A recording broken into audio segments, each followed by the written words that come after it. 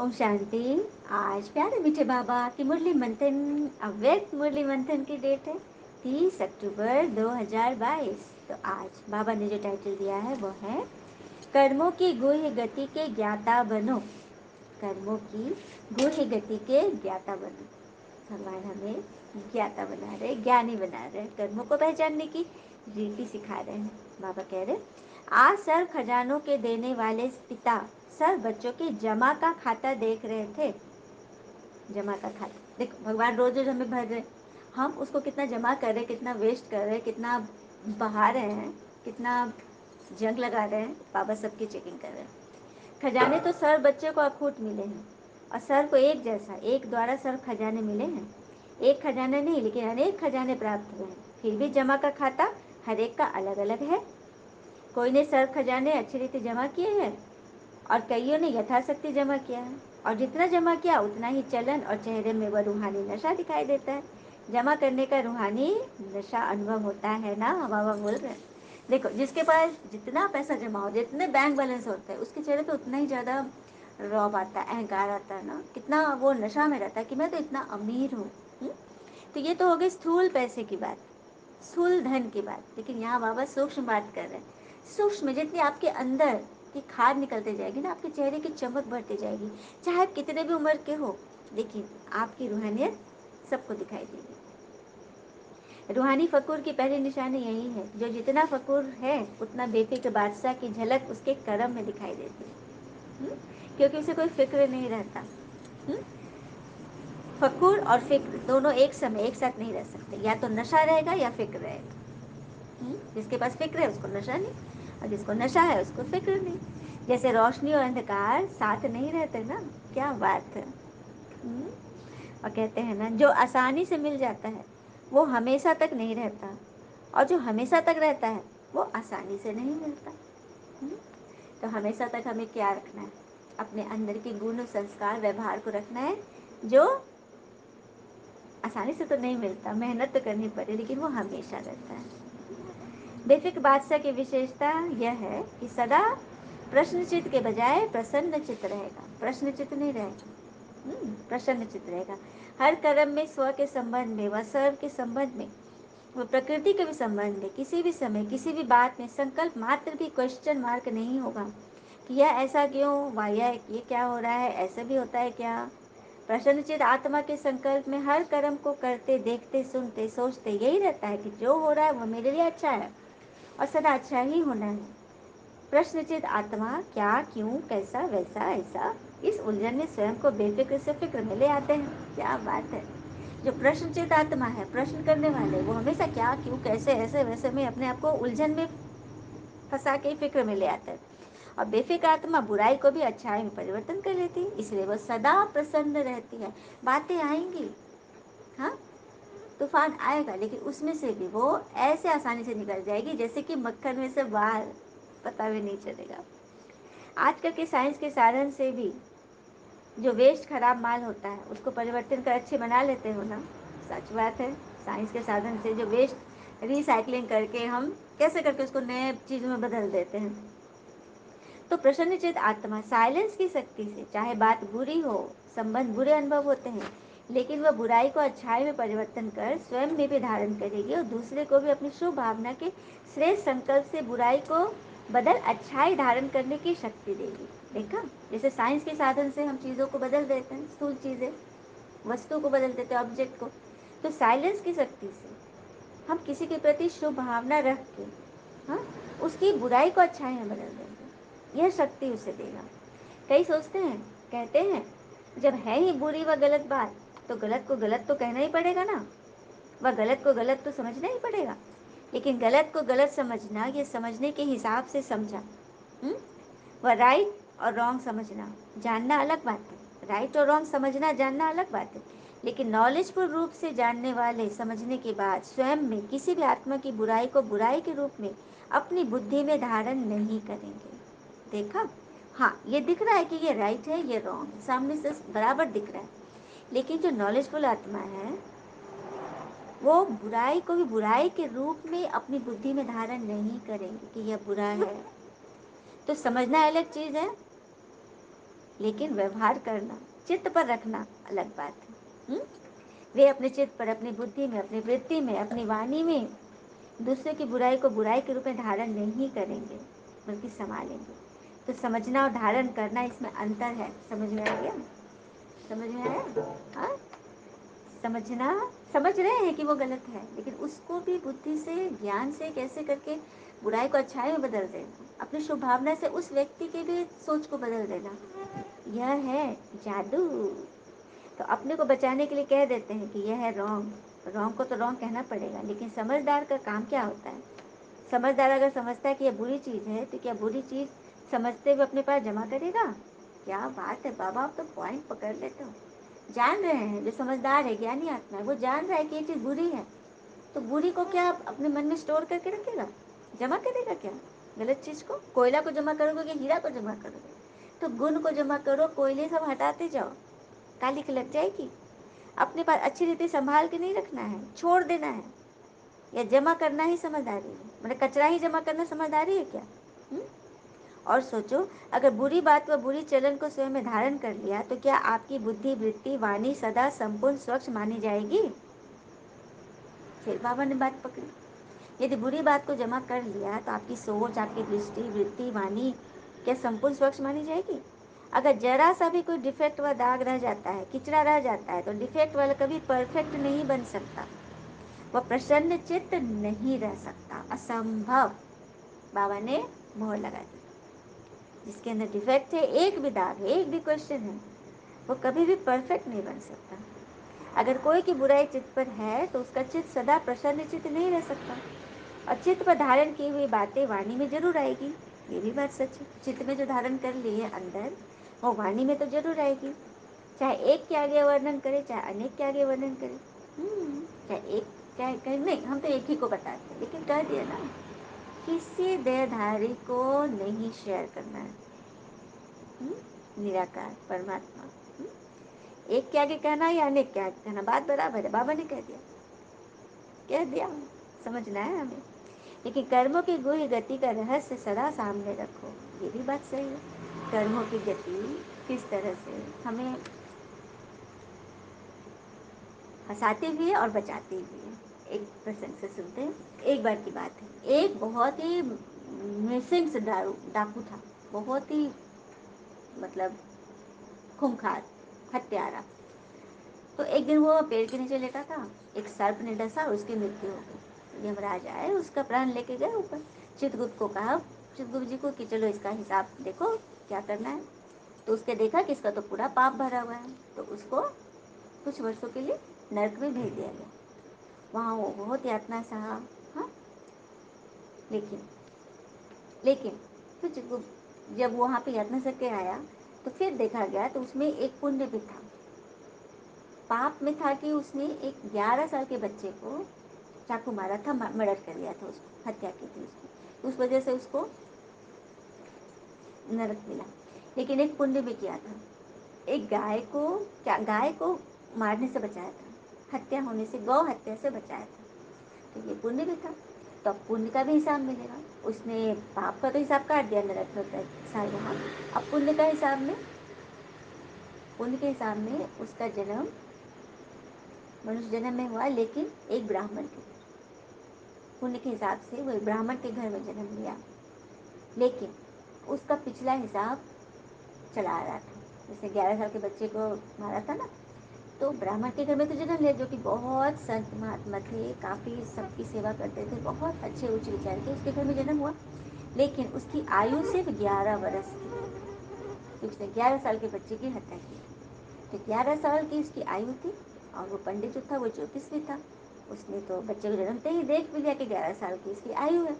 लेकिन वो संत इतना बढ़िया था कि वो जो सेवा करता था, शिव का परम भक्त था, तो इस बच्चे में वो संस्कार आ गए, और बच्चा बचपन से ही शिव का नाम जपता था, शिव की बातें करता था, और सबकी सेवा करता था, संतुष्ट रहता था। तो जब 11 साल की 1 महीना बच्चा हुआ था, तो उस संत ने अपने इसके मामा को, बच्चे के मामा को के साथ इसको भेजा कि जाओ काशी में जाकर तपस्या कीजिए, इसके नाम का चढ़ावा चढ़ाइए, दान कीजिए, यज्ञ कीजिए, ताकि इसकी आयु बढ़ जाए। तो मामा वहाँ गए, लेकिन सब कुछ करते हुए भी 11 वर्ष जैसे पूरा हुआ, बच्चे की डेथ हो गई, देहांत हो गया। अब मामा तो लगा रोने। तो फिर से यमराज के आदमी आए और उसको यमदूत आए और लेके गए उसके प्राण को। बोले अब इसका देखो, इसकी मृत्यु कहाँ है, इसको जाना है।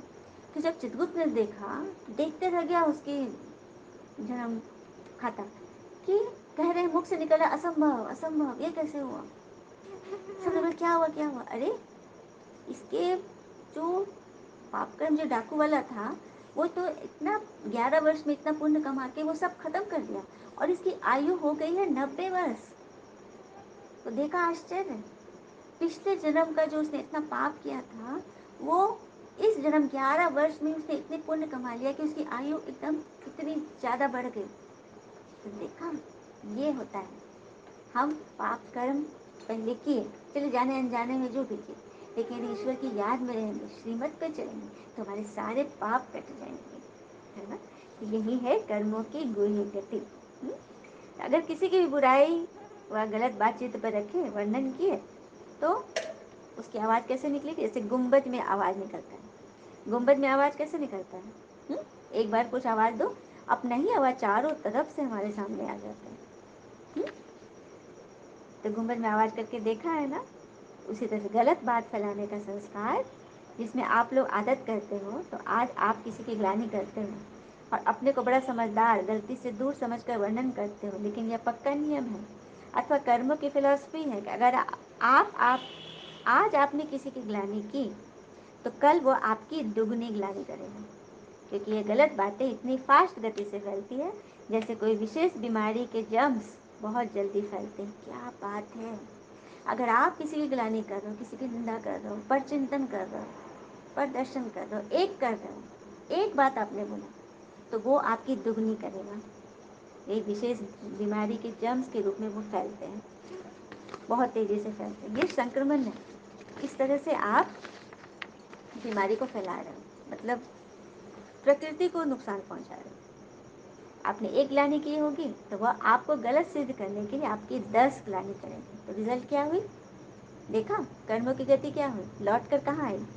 आप ही के पास आएंगे। अगर आप शुभ भावना रखते, एक शुभ भावना रखते, तो वो आपकी 10 बार शुभ भावना रखता। ये है फिलोसफी। तो गलत चीज फैलाना रॉन्ग है ना। कितनी बड़ी बात बाबा ने बता दी ना। तो वर्तमान समय कर्मों की गति के ज्ञान में बहुत इजी हो गए, लेकिन ये छोटे छोटे सूक्ष्म पाप श्रेष्ठ संपूर्ण स्थिति में विघन रूप बनते हैं। तो इजी बनने की निशानियाँ क्या है?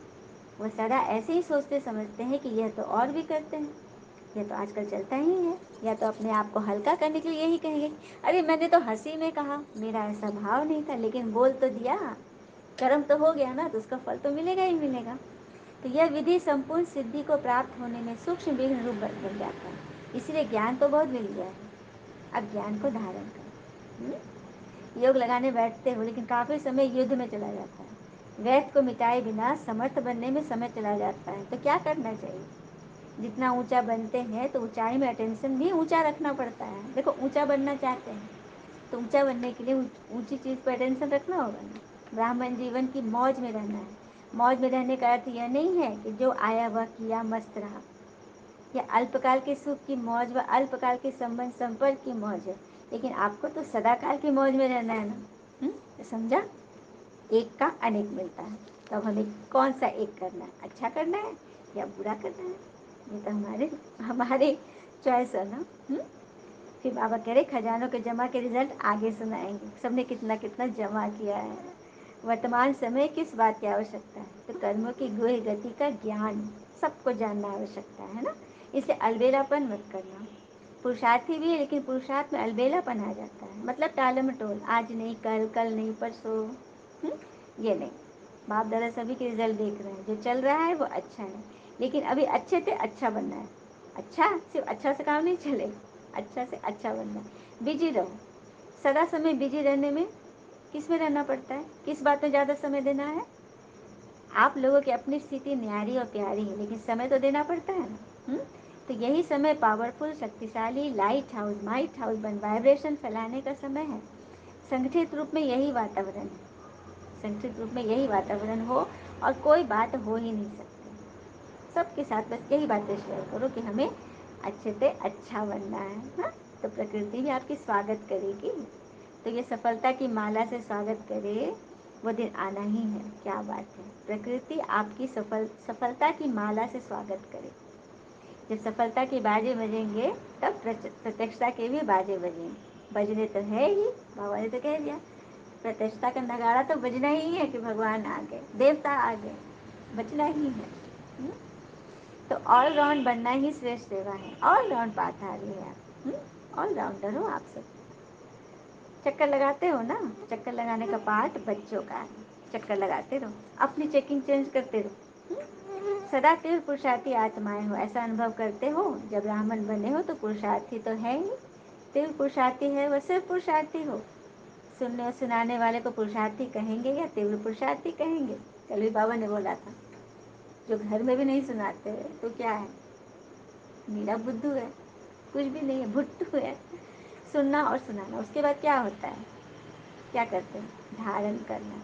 तो 16,000 वाली माला का नाम विजय माला नहीं है, 108 की माला का नाम है। 108 की माला में बाबा चाहते हैं कि हम बच्चे आए। तो अपने पुरुषार्थ को चेक करो और तीव्र पुरुषार्थ में चेंज करो, चेक करो और चेंज करो। नहीं तो फाइनल समय आने पर चेंज नहीं कर सकेंगे। फाइनल समय आने पर कैसे चेंज करेंगे जब पता ही नहीं है आपको चेंज करना कैसे होता है। हुँ? उस समय पढ़ाई का समय समाप्त होने पर इम्तहान के समय पढ़ाई का चांस नहीं मिलेगा। अगर कोई स्टूडेंट समझे एक प्रश्न का उत्तर नहीं आता है, किताब से पढ़कर उत्तर दे दे, तो राइट होगा या रॉन्ग होगा? किताब मिलेगा क्या एग्जामिनेशन हॉल में? नहीं मिलेगी, जो है बस उसी से लिखना होगा। तो उस समय अपने को चेंज नहीं कर सकेंगे। यह प्रैक्टिस तो पहले से करनी होगी ना, कि हम तुरंत चेक करें और चेंज कर लें। फिर बाबू बोले अलबेलापन छोड़ो, ठीक है चल रहे हैं पहुंच जाएंगे, या कहना अलबेलापन है। अलबेले को इस समय तो मौज लगती है। जब अलबेले में होता, आलस्य में होता, आराम से बैठे हो तो मौज लगता है। हाँ, जो अलबेला होता है उसे कोई फिक्र नहीं होता है, आराम ही अच्छा लगने लगता है, सब कुछ आराम से अच्छा लगता है। तो ऐसा अलबेलापन नहीं रखना है, सदा अलर्ट। पांडव सेना हो ना, सेना अलबेली रहती है या अलर्ट रहती है? क्या बात है, क्या उदाहरण दिया हुआ है। सेना अगर अलबेली अलबेली रहेगी, दुश्मन सामने है, वो बोले अरे आ रहे हैं ना, आते हैं ना, ऐसे करेगी क्या? कर लेंगे, हो जाएगा? नहीं, सेना हमेशा अलर्ट रहती है। सेना माना अलर्ट, सावधान, खबरदार रहने वाले। तो समझ में आया बच्चों को कैसे रहना है? तो ये आदत बनानी है, इसे नेचुरल अटेंशन बनाओ। ऐसी स्मृति स्वरूप रहने की आदत हो जाए, अटेंशन नेचुरल हो जाए। तो ऐसे तीव्र पुरुषार्थी बने हो, तीव्र पुरुषार्थी अर्थात सदा विजयी, तभी माला में आ सकेंगे। इसके लिए बहुत काल का अभ्यास चाहिए। सदैव अलर्ट माना सदा एवर रेडी। आपको क्या निश्चय है, विनाश के समय तक रहेंगे या पहले भी जा सकते हैं? क्या बात है, बाबा बोले विनाश के समय तक टिकोगे ना, कि पहले ही राम नाम हो जाएगा? नहीं ना, सबको रहना है, बाबा के बच्चे सभी रहेंगे। तो सदा एवर रेडी, समझा? तो अटेंशन रखो इस बात का कि बाबा ने बता दिया। विश्व से अंधकार को मिटाकर रोशनी देने वाले मास्टर ज्ञान सूर्य भव। विश्व से अंधकार को मिटाकर रोशनी देने वाले मास्टर ज्ञान सूर्य बनो। कैसे बनेंगे? तो आप जितने मौन होते हैं, परमात्मा के संकेत उतने ही स्पष्ट सुन पाते हैं। तो ऐसे बच्चे ही विश्व के अंधकार को मिटाएंगे। तो मास्टर ज्ञान सूर्य वह है जो विश्व से अंधकार को मिटाकर रोशनी देने वाले हैं। वह स्वयं भी प्रकाश स्वरूप, लाइट माइट स्वरूप है, और दूसरे को भी लाइट माइट देने वाले हैं। जहाँ सदा रोशनी होती है वहाँ अंधकार का सवाल ही नहीं, अंधकार हो ही नहीं सकता। जो विश्व को रोशनी देने वाले हैं वह स्वयं अंधकार में नहीं रह सकते। संपूर्ण पवित्रता अर्थात रोशनी, उनके पास अंधकार अर्थात विकारों का अंश भी नहीं रह सकता। उनके पास अंधकार अर्थात विकारों का अंश भी नहीं रह सकता। जो स्वयं लाइट हाउस है वो तो सदैव रोशनी में है ना। तो सदैव रोशनी में रहना अर्थात ज्ञान सूर्य की रोशनी में रहे, ज्ञान की रोशनी में, ज्ञान को धारण कर, से सुनना सुनाना नहीं, उसे अपना जीवन बना देना। स्लोगन, स्वभाव संस्कार संबंध संपर्क पे लाइट रहना ही मिलनसार बनना है। मिलनसार, आपसे सब मिलना चाहे, आपसे मिलकर सबको खुशी मिले, आपसे बार बार मिलना चाहे, वही तो मिलनसार की विशेषता। तो अपना स्वभाव संस्कार सब कुछ लाइट, हल्का, तभी आप कहलाओगे मिलनसार, जिससे स्वयं भगवान मिलन बनाते हैं। अच्छा, ओम शांति। शुक्र नीचे बाबा, वो बाबा के प्यारे प्यारे बच्चे। All is well always. ओम शांति।